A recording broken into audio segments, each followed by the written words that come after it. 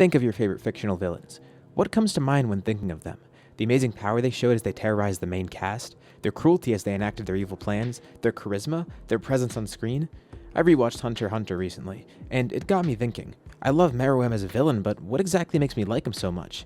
Was it any of those traits? And to some extent, yes. But when I thought about it deeper, even though I may have not overtly thought any of this to myself before, I know I felt this the entire time. Innately, there was a reason that I grew so immersed with him, so attached to him, and why I felt so invested in his character.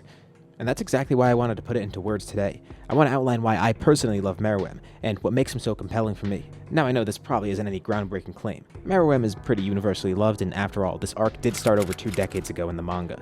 By all accounts, I'm probably very late to the party, and I'm sure these points have been made before to some extent. But my love for the character and for the series makes me want to put it into words. I want to outline 2 aspects of Meruem that make me like him as much as I do, what makes him different from other villains, and more importantly, how I view his growth as a character as sort of a redemption arc. Perhaps the reason Meruem has become so beloved isn't just because of the character he is, rather it's because of what he isn't, and what he eventually becomes. When you hear me say redemption, you might think I'm implying he turned into a fully good person, and he's completely pure. It might even sound a little bit outlandish to say that he was redeemed somehow, but the dictionary definition of the word redemption is to simply make something less bad, or to save it from evil or sin, or to fix some sort of defect. This definition is not only more tame than the usually assumed one, but it perfectly encapsulates what happened to Meruem. A redemption through a sort of rebirth. I also do want to make it clear that I'm not saying any standard villainous character is inferior because they're not subversive, or because they don't go through a redemption arc of sorts. Sometimes villains are great exactly because of that, because they're pure evil. And this applies to some of my favorite villains too. Sometimes it's what makes a villain so beloved and memorable. A villain who's always evil could be done incredibly well. Dio, for example, a villain with an overwhelming presence, great power, and one who haunts the protagonist for generations. Sukuna, an irredeemable, powerful monster who takes joy in spreading misery and displaying his strength. These are just 2 examples out of the dozens of amazing villains who, by all accounts, have no shred of humanity. On top of that, simply being a morally gray character, or going through some sort of redemption arc, that doesn't guarantee a perfect villain either. This is just a brief disclaimer I wanted to make, because while I'm going to outline why this stuff makes me like Meruem so much, I don't want to imply that this is the only way to write a perfect villain like this. I'm here to simply explain why it works so well for Meruem. But back to what I said about this being subversive.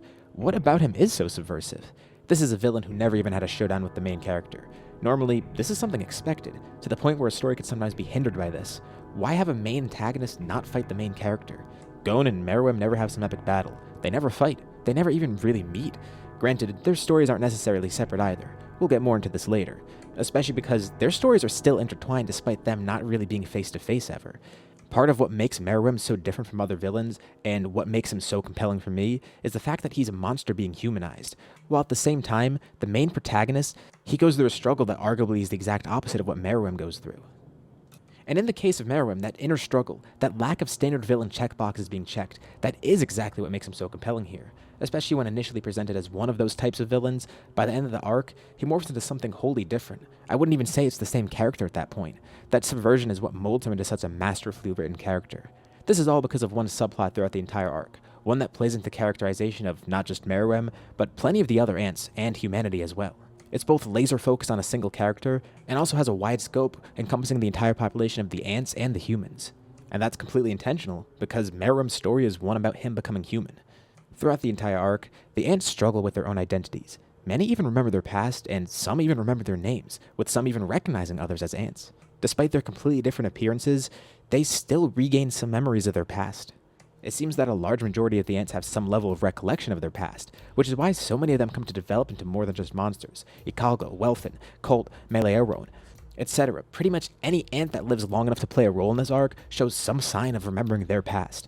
Whether it's simply their former personality shining through, or remembering completely who they were, like Palm or Kite. All the ants that live long enough to see the end of this arc, for the most part they all have the same revelation. But there are 4 characters in specific that aren't shown to be like this, and they're the ants who are the strongest and get the most focus. Whereas all these other ants show some signs of their past, these ones show none of it, at least not overtly.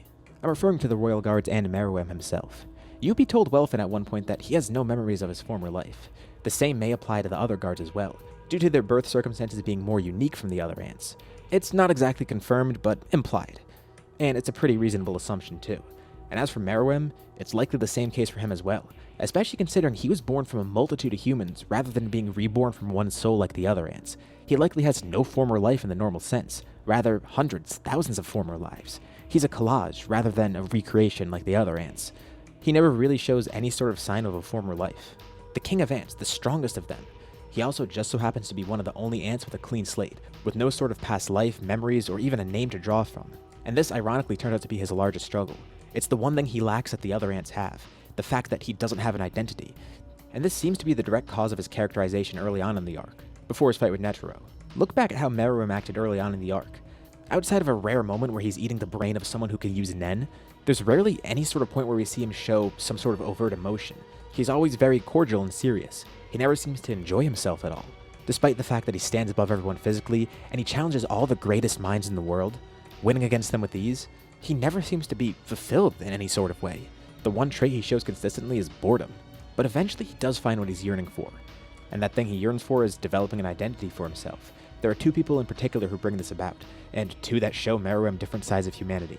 Komugi, the one who showed how fragile and compassionate humans could be, the one who showed him what connections to other people could feel like, and Netero, the one who showcased the immense strength and malice of humanity to Meruem. These two completely different characters, they're both equally important in Meruem's development as a character. Let's start with Komugi. Her connection to Meruem is the clearest influence on his growth and his journey into redemption. She acts as his first real challenge. This is one part of what makes him so subversive, and at the same time, the thing that begins his departure from monstrosity towards humanity. This almighty king with such great power, he's just playing board games. And not just that, but he's eventually losing, multiple times over, in a row, and is at the hands of a weak, mild-mannered kid with snot always dripping from her nose. For a good chunk of the arc, this is what the main antagonist is up to, and it's one of the most crucial actions he takes. This serves to make him different from other antagonists, but at the same time, it's not just there simply for that, it's there for a reason. This is Meruem's exposure to the beautiful side of humanity, one of the first things that helps him form an identity.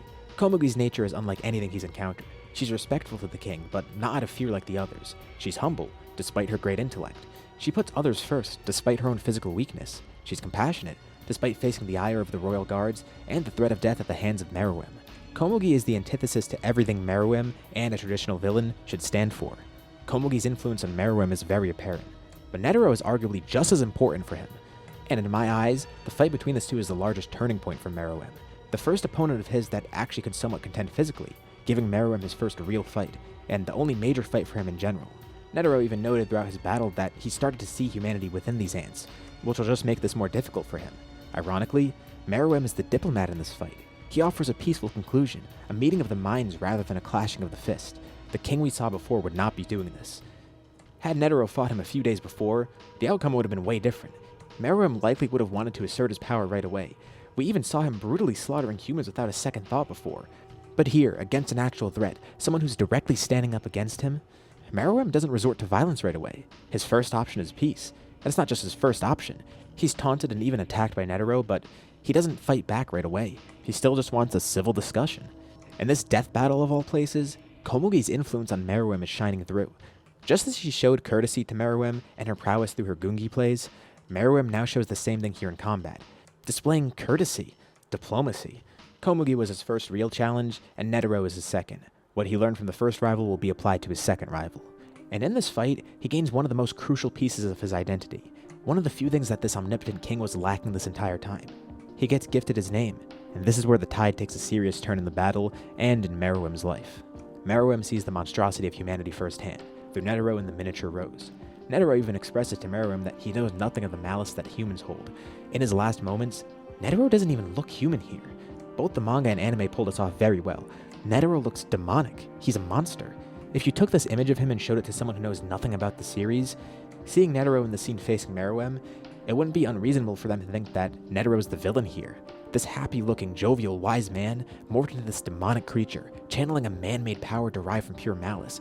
Hatred so powerful that he has to die to activate it, ending his own life to activate this powerful device. Meruem, the primary antagonist of this arc, the one who we saw consuming human brains not too long ago, he's not the one being portrayed as a monster in the scene. This battle also serves as a very obvious metaphor for a rebirth within Meruem. Just like a newborn, he gets his name for the first time. And he figuratively gets born again. If it wasn't overt enough that he was born with no memories and just got granted a name, we have blatant imagery of a mother feeding a child when Yuppie and Poof try to revive him. This isn't subtext, this is just text. We're being told that this isn't Meruem. Someone new is being born, someone who isn't the same person from before. This is a new being essentially, being born anew. And this time when he's born, he has something that makes him like the other ants. He has a past life that he forgets, one that he's trying to remember, some purpose he's trying to fulfill that he knows is there, but he can't quite remember it. The thing he lacked before, finally, like the other ants. He's born as a new creature, struggling to remember his past, and specifically what he enjoyed about that life. Just as the other ants are reincarnations of former humans, Meruem is the reincarnation of the king, a new being with a past life. Let's also take a brief detour to Gon for a bit. Despite never fighting Meruem, or even talking with him, their stories are still directly intertwined. Gon's journey in this arc and his conflict with Pito, it's a direct parallel to Meruem's own journey. Gon is obviously a good force in this arc, and in the series as a whole. Just like Komugi, he represents the light and love within humanity. And once again, this is very overt. Killua literally says that Gon is light itself. But unlike Meruem, who started as a villain and eventually became better, Gon temporarily descends into darkness. His negative traits are shown. Much like Netero, he's a human becoming a monster. His anger over Kite draws him to even threaten Komugi, this purely good child who's done nothing wrong in her life. Our main character, the supposed hero of this arc, he's so angered that he's threatened to kill a child who did nothing wrong, just to spite someone else. And it almost looks like Pito's the good one here, protecting Komugi like a mother protecting a child, once again giving us that imagery of a nurturing mother. And this exact scene is something that Gon also struggles with. He's seeing the humanity in the ants just like Netero was, but it makes him break down. It makes him feel even worse. Why now? Why not before against Kite? It's not fair. It makes him conflicted because now he's seeing the human side to this monster. Granted, Pito's reasons for acting this way aren't exactly out of compassion and kindness, but still, actions speak louder than words. In his fight against Pito, Gon's anger causes him to transform into an adult, but something about him is off. It's not simply just Gon as an adult. He looks almost unrecognizable. His eyes look dead. His hair and aura look horrific. That light within him before is completely gone. He's figuratively and literally surrounded by darkness. The imagery here makes Gon look like he isn't human anymore, just like Netero. His appearance comes off as almost villain-like. The way he fights with Pito is animalistic too. Pito looks defenseless here, and ultimately it leads to Gon's demise, putting him in critical condition and being the whole crux of the next arc after this. Thankfully, Gon makes it out the other side. But we watched him go through the exact opposite thing that Meruem did. Gon goes through a corruption, and it nearly kills him. Poof and Yuppie also develop on their own too, with their own identities developing and shining through. Poof hangs on to his identity as an ant, his loyalty to the king. He goes out of his way to try and kill Komugi, just to maintain the status quo of the ants. And once more, there's pretty clear imagery here. There's a scene where Poof literally turns into an ant. His obsession and his hatred, it makes him remain a monster as he tries to cling onto this identity. Yuppie, on the other hand, develops an identity of his own, sparing his enemy, finding honor and respect in battle. Poof clings to his ant side, while Yuppie, someone who wasn't even born from humans and is a magical beast, and probably the least human of everybody besides Meruem, even he starts to show some sort of humanity within himself. Back to Meruem now though, since he is the focus here after all. Following this rebirth, Meruem also achieves an awesome power unlike anything seen in the series up till then. He could easily wipe out everyone without a second thought, and face no external threat. Normally we would expect this, the main antagonist achieves some sort of amazing power, and we get to see it used somehow. We briefly see it here, but Meruem doesn't really get into a fight after this. Sure, he threatens people, but that's really the extent of it. When he encounters the traitors that they've been looking for, by all means here, he should kill them. Villain or not, these people are working directly against him to kill him, and that would be a reasonable reaction. But he doesn't do that. Once again, he shows diplomacy. He lets Welfen go and wishes him well, basically. And as for that amazing power he achieved, we only see it used through his end. We don't really see him fight at all. He doesn't search for revenge. He doesn't search for bloodshed. He doesn't search for domination. He's searching for an identity here once again, and his memories. He's trying to find the meaning behind his life and what he was looking for before, the thing that made him so fulfilled. And Komugi is the key to that. Whereas Netero was a symbol of the monstrosity in humanity, Komugi is, well, the humanity within humanity. She's a symbol of fulfilling connections that humans could form. Intellect, compassion, humility, kindness, etc. The king witnessed this before when interacting with Komugi. He saw how compelling she was, and how weak she was at the same time. He felt the urge to protect her, something so unlike him that Poof even acted up against him to stop him. This guy who was loyal to the king almost to a fault, it was so unlike Meruem that it drove Poof to do this. While Meruem does still carry out kingly duties at behest of the guards, this isn't the king seeking out complete domination over the humans like before. This is Meruem seeking a single human, a piece to him that he had before and is now missing, the thing he's yearning for. There's no fateful showdown between the MC and his crew. There's no massive battle breaking out. Meruem doesn't die in a blaze of glory. After this point, there isn't much action at all. Meruem doesn't fall to violence in the physical sense. He becomes one of the countless victims of a weapon of mass destruction. Mankind's cruelty taken form. And it's an attack at a microscopic level too. A life form that is viewed as the next stage of evolution, with insurmountable power, viewed as a king who was once beloved by all. He dies an unceremonious death to a disease. There's no fanfare, there's no spectacle, and the only people to witness it are Palm and Komugi, with Palm even helping him find Komugi, and Meruem even bowing to her. The king of ants, this all-powerful being, bowing to a former enemy of his, one who's barely even worth his time, one who's no threat to him at all. He's not ruthlessly slaughtering people like the king was. Meruem is only seeking that one connection that he had before. He knows he's going to die, and he's not going to take vengeance on anybody. He just wants to die feeling fulfilled, dying alongside the one person he cares about. And he dies in seclusion, no less. For a character with this much strength and such an overwhelming presence, it's so unexpected to see him die in this manner. And yet, despite the circumstances of his slow, unceremonious death, this is when he's happiest. This is when he's most at peace. This is when he's enjoying himself. He found what he needs in his life. Meruem's story isn't one of a villain, at least in the standard sense of what we'd expect from a villain. We're not watching a villain rise to power and dominate the world. It did seem like that at first. The king was a horrible, terrifying leader, but at the end of the arc, he's nothing like that. His tragic redemption, and the story of this arc overall, it's about what it truly means to be human, and his path to becoming like one. It shows the depths of humanity's hatred and negativity, but also the fact that humanity is good too. The word humanity has two meanings after all, a noun referring to our species as a whole, and a noun describing the concept of being humane essentially. At the end of the day, the darkness and light within humanity, they coexist. They're both there. And Meruem got exposed to both sides of that. Now, this might sound like the cliche humans are the real monsters trope that many works attempt to tackle, but in this instance, it feels like it's covered just as it should be. It's covered with nuance. It's not simply a negative message either. Upon experiencing the story once more and being moved by it again, something stood out to me this time that I didn't really recognize before. It's something that technically isn't even part of this arc, but pertains to it all too well. Koala's speech to Kite, regarding his own life. It's a character you might not even pay attention to the first time when he shows up. In the grand scheme of this arc, Koala basically has no sort of importance. Yet, he perfectly sums up the tragedy of Meruem and the ants, and their struggle with identity, destiny, and their own monstrosity. When he monologues to Kite, Koala discusses reincarnation in the context of his own life, the origin of the soul, how it functions, and how this infinitesimal thing has so much power, so much strength that it echoes into his new life as a Chimera Ant. Despite his brand new body, his new life, everything different about him, he still felt his soul dictated him. He was fated to be the same he always was, to carry out the life that he always had. He worried about repeating the same cycle, also regretting how he lived his past life, and, most importantly, why he repeated that cycle. In his eyes, it's because he didn't feed his heart, and in this new life he wants to take time to do that. Meruem was one of the few ants who made it out as a better person, a fulfilled person, one who realized their purpose, despite unfortunately dying in the end. But Meruem was a unique case too. Unlike the other ants, he doesn't have that same past as them. He's the amalgamation of thousands of life forms, one who never truly had an identity, and temporarily not even having a name despite being the king. He had no cycle to repeat, nor a soul to dictate his identity. He had to form that himself, and that identity is what made the human side of him win in the end, at least in his first life. Meruem had his own rebirth, and he achieved that thing that Koala was looking for. He fed his heart. He isn't a human reborn into an ant. He's an ant reborn into a human, the king reborn into Meruem. The miniature rose brought him to his death, but also to his new life. Though not a literal reincarnation or rebirth, Meruem's recovery after this attack essentially made him into this new person. He finally had a past life, but not as a human. And the timing of him learning his name is no coincidence either. The miniature rose killed the king and birthed Meruem. He felt empty without Komugi after this, and the enlightenment that playing Gungi with her gave him. In his new life, he yearned for it, even amidst his amnesia. He knew something was missing, the thing that would feed his heart, the thing that would bring him to happiness, the thing that would prevent him from repeating the cycle of his past life as the king. The same enjoyment that Meruem seemed to lack before, it's present when he's with Komugi. She helped him find his identity and what fulfilled him. That deep human connection with her enriches him. Back to Koala's words. The size of a thing doesn't determine its power. This applies to Meruem's story in multiple ways. For one, he was killed by the poison inside of him, particles that are microscopic yet strong enough to take down Meruem. But also this applies to Komugi and Gungi for that matter. Meruem even realized this in his former life as the king.